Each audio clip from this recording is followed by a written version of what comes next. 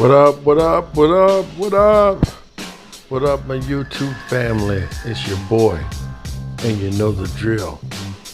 Push like, and then subscribe. Or just push subscribe, and then like. It don't make a difference just as long as you sub to this channel. I tell you, man, that I've had a great holiday. I hope you guys have had a great holiday. I spent a lot of the holiday reading. Told you guys we are going to start a book club in honor of Tupac. No, I've never seen so many people get mad because we don't believe they bullshit. I don't believe everything anybody tell me. And as Americans, we have a right to read and research, and I'm enjoying it. The more people come against it, the more I'm enjoying it. We got information from the FAA, which upset people. We got a lot more information gonna come up. Not only do we got information from the FAA, we got information from the New York State Bureau of Prisons on whether Tupac's bond went back, who it went back to, or whether or not they were going to revoke it. We got a lot of information coming up, so I don't give a damn who gets mad. Well, this information is available. It's available under the Freedom of Information Act for you. And if you want to read for yourself, you can.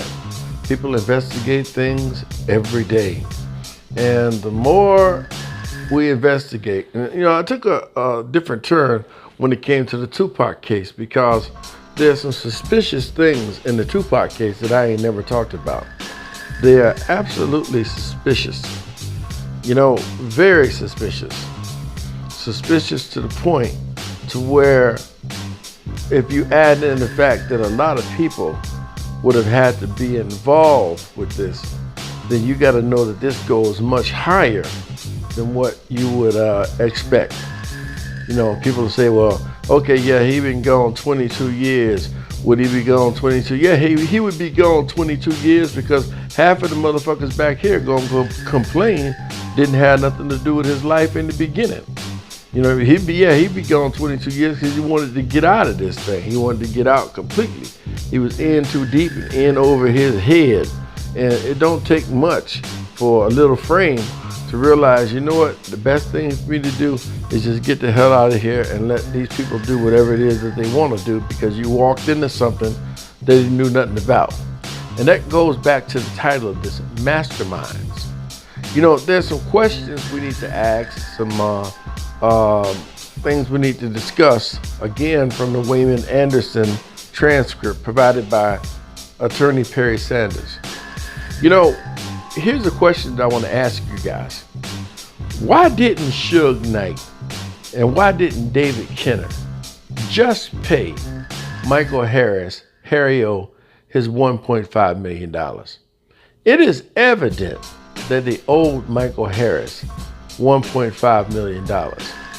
It is evident and it is clear and concise that at one time this company was boasting hundreds of millions of dollars. It was called Godfather Entertainment. I could show videos, but motherfuckers would flag them. Don't want you to see David Kenner and them all thanking Harry O for putting up the money and stuff to get this thing started. He put up $1.5 million. He was in entertainment. He brought the first Broadway play in New York, and he gave an actor his start that we all love to this day. Denzel Washington probably wouldn't even be here today if it wasn't for Michael Harris. Michael Harris discovered him and put him on Broadway in New York. Michael Harris also was a drug dealer, big time drug dealer, but he didn't want to get back into the game. They wanted him to come back into the game to introduce crack to Los Angeles, and he didn't. So they tried to charge him a bunch of old charges, saying that he was selling drugs for the government. The same way Freeway Ricky Ross has been telling y'all and on a book tour, and won't none of y'all listen. Most of y'all don't even own this book. He was selling drugs and brought crack into Los Angeles for the Iran-Contras, working with Ali North, and selling drugs throughout all of Los Angeles for the government. Y'all should get Freeway Ricky Ross's book and read it. Freeway Ricky Ross paid for Anita Baker's album, Sweet Love. The whole album was financed by drug money. Record company had no money, so they borrowed it from Freeway Ricky Ross. Ricky Ross would have been the partner in Death Row Records. I know he's glad that he wasn't, but he would have been. He was supposed to have been, by the way, the main partner for Death Row Records. You know, Michael Harris got to keep all of the money he made when he was selling drugs, because at that time there wasn't a RICO Act. So when he got convicted, you know, he still got to keep the, God knows, unlimited amount of money that he made. So his bankrolls on swole. And so a lot of people would go to him. He wanted to be in entertainment, and a lot of people would go to him and get money and stuff like that. And, you know, in comes Suge Knight. Michael was aware of Suge's reputation. Suge was aware of Michael's reputation, and all of that stuff. So the bottom line is, they borrowed $1.5 million. They promised to help his wife, Lydia Harris, with a single. Dr. Dre was supposed to do that. Dr. Dre never did that. And they shot off with Death Row and stuff like that, and pretty much threw her to the side and just kind of left her to do things on her own. She did the best she could, you know, what she had. I got to give her credit on that particular part. But the question must be asked, why did not Suge Knight, after the Chronic and Snoop Dogg's album and all that money came in, he just didn't go, here, bro, here's your $1.5 million. I no longer want to be your partner. I can't find anywhere where Michael Harris was even asking for interest. He wasn't asking for interest or anything. He was simply asking for his $1.5 million. David Kenner was supposed to be working with Michael Harris's wife, Lydia, and making sure that his interest was taken care of. So the minute Death Row Records became, you know, established and had $1.5 million, the first person that they should have paid back was Michael Harris. And I believe had they paid Michael Harris back his money, none of this shit would have probably went down. Because you're not gonna sit back and hold somebody's $1.5 million and think that they don't have some way to get to you, some way to get at you. Trust me, they're going to. You don't get as high as Michael Harris got in that industry without having connections still out on the outside. They can try and lock you away, but there are still people out here and lawyers who will come back out here and deliver the message, you know, that what Michael Harris feels about his $1.5 million. You know, the $1.5 million that Suge put up for Tupac, you know, to get out of prison. Why didn't he take that $1.5 million and give that back to Michael Harris? This is for something for you to think about, because I'm sure Tupac knew that Suge was in debt to a man as powerful as Michael Harris is. For $1.5 million, he would have thought twice about signing that contract, because somebody's going to get at you. Trust me. It was told to me once that a brother shot another brother over a pork chop. That's right, mother left no pork chop, the other brother ate it, and he killed him over a pork chop. So imagine what somebody would do to you if you owed them $1.5 million. Somebody who's been in this game and things of that nature. Now, saying all that to say this, in the Wayman Anderson transcript, which is, it touches on something that I wanted to know more than anything. You know, we can say allegedly Rafael Perez, allegedly David Mack, allegedly Amir Muhammad. We can say allegedly Puffy did it. We can do all these allegedlys. But what makes sense? It to me is what's important. What makes sense? You know, it would make sense for Puffy to kill his own artist, and that was pretty much his bread and butter. He really ain't had nothing since Biggie left here. He's been the biggest alcohol salesman in the world. He should open up liquor stores because he's been good at selling alcohol. And everybody who's signed under him, he did nothing but a 20-something year anniversary when he does it, and he gets most of the money for that. And we know that Suge Knight lost everything when Tupac split. And I'm gonna say it again, Tupac split with the help of the Black Panther Party and the Black Liberation Army. Now, There are some people who don't want you to think he did, and those people don't want you to think he did because you'd expose the BLA they believe in, the Black Panther Party, his mother who was behind it, maybe even his biological father, Billy Garden. He's no exemption from this either, because there are things he could have did as well too, but nothing has been done at all, period. So there are people who don't want you to investigate these things because they have a legal stake in these things. Nevertheless, my whole point is, in the Wayman Anderson transcripts, that's why I say Biggie's murder is a lot easier to solve. And LAPD knows who's responsible for the Notorious Big murder. You know who's responsible for the Notorious Big murder. I know who's responsible for the Notorious Big's murder. It is simple as, plain and simple as day. But they made so many mistakes. One, they leaned too hard on gangbangers.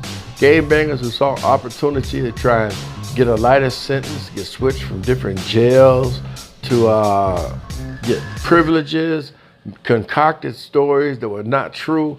And people ask me about the City of Lies, I would tell you what I would think about it, but the problem is, the reason why they put it out so early is to see what we think about it online, to give them a chance to try and change it.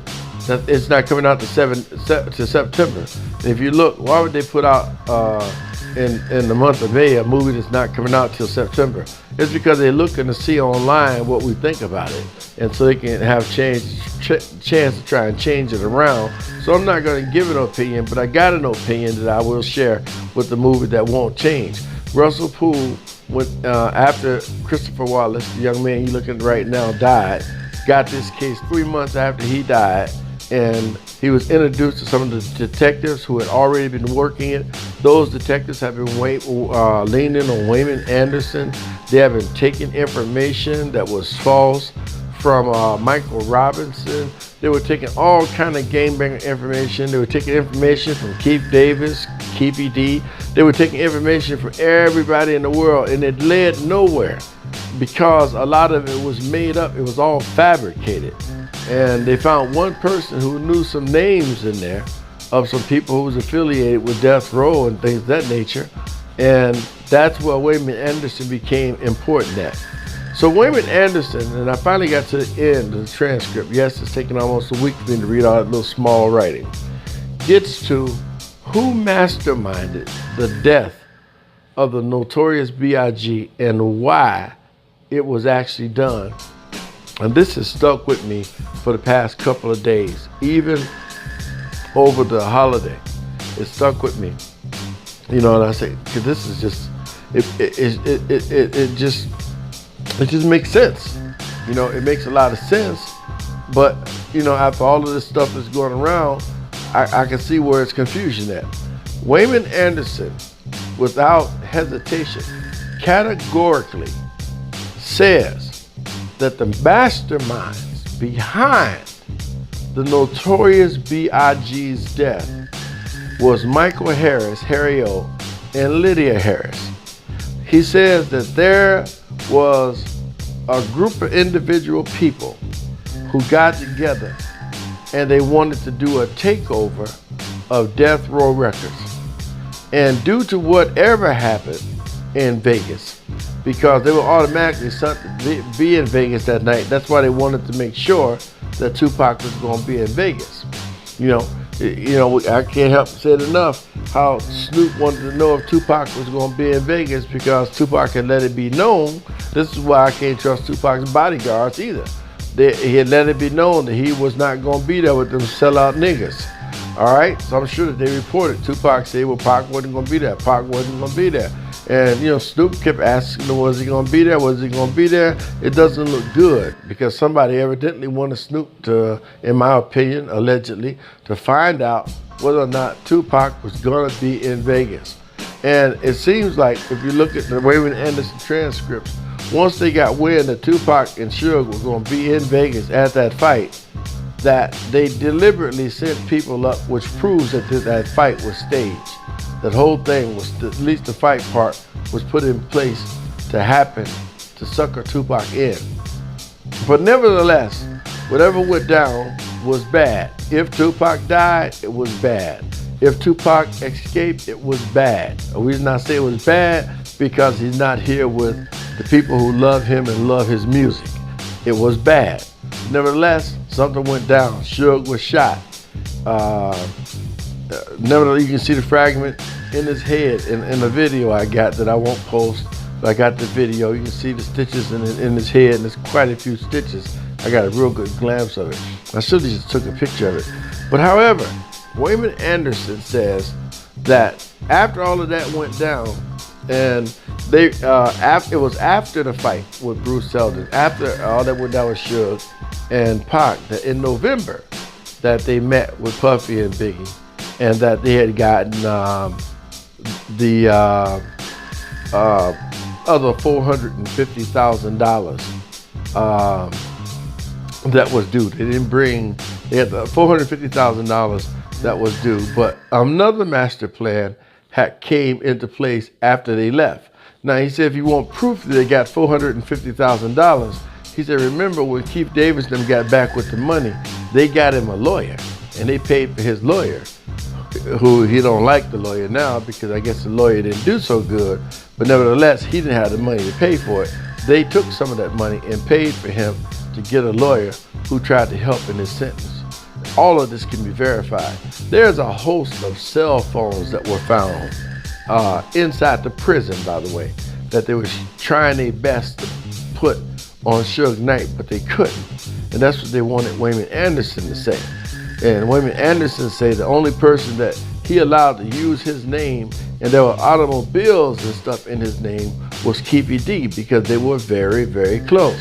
He said he let Keefy D put automobiles in his name, phones in his name, and everything. So he said if they found a phone anywhere near the Peterson Museum, he said the person who had that phone, if it was in his name, was Keefy D, because he let Keefy D do it. He said on a regular basis. But he said, besides that, this is the part that everybody missed. He said the mastermind that was behind the Christopher Wallace murder was none other than Michael Harris and Lydia Harris and Keefy D. He was the person they chose to help get this thing off the way they wanted it. And then they said, okay, well, why did they want this to happen? Why did they want to kill Big? He said because they wanted to kill Big because they saw an opportunity to blame this on Suge Knight and Death Row Records to make look like Suge Knight had did it because they were going in for a takeover of Death Row Records. That is a startling revelation from a guy who's grown bitter, that he wasn't paid his $1.5 million. David Kenner let him down. They tried to get into prison and poison him, and he died, but he was resuscitated, but then lost his lower extremities for a long period of time before he regained custody of them again. You know you're not going to do that to a person and get away. And therefore I can see him having a grudge at the parties involved. But just as black people do, of course you don't go after the person who was supposed to be watching your money from the beginning, which is David Kenner. Black people are only good at killing black people. So they haven't done nothing to David Kenner at all, period. But, you know, take a look at what Wayman Anderson says. This is why y'all should read the transcript. You know, some people have read it, but all y'all have not read it, and you're missing out on a good read. I'm telling you, it's a good read. It's a long read, but it's a good read, and you'll appreciate it. You'll find out how other people got involved. There are people right here on YouTube who don't want their name called, have no idea who put their name in it and put their stepbrother's name in it as well too. And it was Wayman Anderson who did that at the urging of Michael Harris, Mendingo, and Psycho Mike, and just a lot of these people wanted him to throw different people in there because they really didn't know nobody. So this was definitely a takeover of Death Row Records. So they were trying to get Suge locked away in jail so they could take over Death Row Records. And you would be surprised at the people at the record company who don't even know that they themselves were in danger because they were trying to run that record company while Suge was in jail, and there was an official mass takeover in plan for Death Row Records. So he goes out on a limb and says that he knows for a fact that Michael Harris, Harry O, Lydia Harris, and Keith Davis were the masterminds behind the death of the notorious B.I.G. Now let's not get into who actually did the shooting and things of that nature, but let's talk about the masterminds behind it, because there are always masterminds behind it. And what we always do is we go for the lesser people, which are the shooters, which I've always said from the beginning. We need to figure out who in the world would want something like this did, because that's the bigger picture versus the person who did it. You know, because who in the world would have a reason to want this did, you get them and they'll give up the person who did it easily, a piece of cake. And he goes on to say that the person who wanted this did was none other than Michael Harris, Lydia Harris, and Keefe D was their front man, their point man, in carrying this out. And this was a methodical plan put together because they were going to blame Suge Knight and then take over his record company. Now, I would say, okay, that sounds strange, what have we? But Michael Harris hasn't been that long ago, launched allegations that he started Rap-A-Lot Records and tried to pull James Prince in court. And you know, Rap-A-Lot Records was doing its own thing with Willie D and the Ghetto Boys and Scarface and stuff. Long before I ever heard of Michael Harris, I do know that he met Lydia Harris at a restaurant down there, and a female rapper Choice, I was told, will introduce Lydia to Michael because she was impressed with the way he carried himself or whatever it was. But nevertheless, over the past few years or so, he's brought he's tried to bring James Prince to court, but James ain't never had to go. He has a great lawyer, which he hasn't had to show up for no court cases, but now he's after Rap-A-Lot Records, trying to say that he put up front money for Rap-A-Lot Records. So now we see a pattern here. There's a pattern that's emerged here.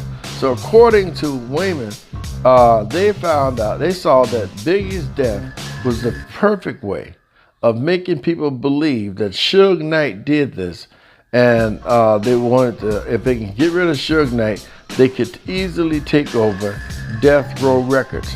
And then the question must be, before we go any further, why didn't Suge Knight pay back Michael Harris $1.5 million? I mean, you know, you see luxury stuff, you see all these death row medallions and stuff like that. You can't be buying shit like that and you turn around and you owe somebody $1.5 million and just think you're gonna get away with not paying them back that $1.5 million, which set this whole thing in motion. So this thing has been set in motion from, I guess, the point in time when Michael found out that Lydia was trying to cut a deal with David Kenner and Suge. So what was going to happen is she was going to cut a deal with David Kenner and Suge, and then she was going to split, and there wasn't going to be a lawsuit. But ultimately, Michael filed his own lawsuit. And a lot of this has to be Michael's own fault because he denied for years any involvement with Death Row Records. Yes, he did. He denied it. And so therefore, by denying it, that should make him not entitled to anything within itself, because I wouldn't have never denied it. There's no reason for you to lie and say you're not involved with something that you're involved with, especially even if your money was from drug money, but there's nothing they can do about it because there was no RICO Act. You wasn't charged with a RICO Act. You still keep the money's yours. You were selling drugs for the government. Free Ricky Ross was too, so it's already out that the government was using people in Los Angeles to sell drugs to fund the Iran-Contra war that happened with Ali North under the Ronald Reagan administration. That is of public knowledge. But the question must be, and I want you guys to answer it and leave it in the description box, and we're going to tackle this topic again at another time. How come Suge and David Kenner, with a record company that Suge Knight is on the record saying exactly 14 days after the shooting that happened to him and Tupac that was worth $1 billion. He said, worth $1 billion. He said Dr. Dre walked away from $1 billion record company and didn't want nothing but his walking papers, and that was good business for him.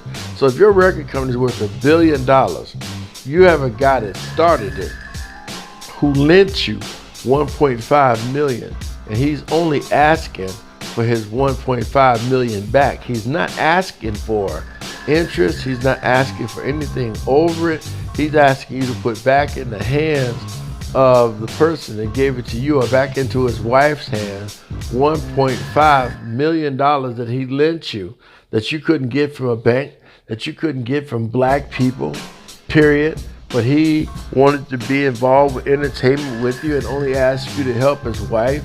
And he gave you $1.5 million.